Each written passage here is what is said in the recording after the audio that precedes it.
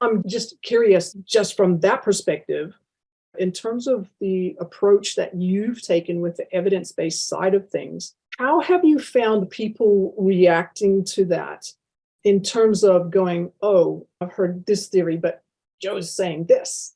That's a question I've never been asked, and it's a really good question, because let's face it, most leaders of management consultancy firms aren't shy.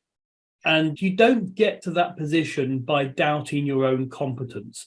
So if you pardon the expression, I do piss a lot of people off. And I don't care, because the university pays my salary. I probably get 50% of my money from the university, 50% from consulting, but I'm not particularly bothered about keeping my clients happy.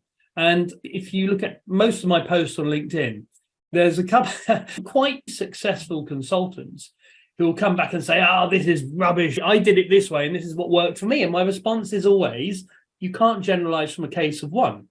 Organizations are complex, societies are complex, the economy is always changing. What happened 20 years ago might have been best practice, but it might not have been, but you might have been lucky. Luck plays a huge part in all of this. But as you said in the introduction, you can't generalize from that. And it does irritate me. A lot of very well-paid board advisors who grew and sold their firms 20 years ago are in effect giving advice on how to do that 20 years ago. And I'm not saying it can never work, because it can, but the world's changed. It's much more complex. It's much more digital. There's many more opportunities when it comes to the digital world.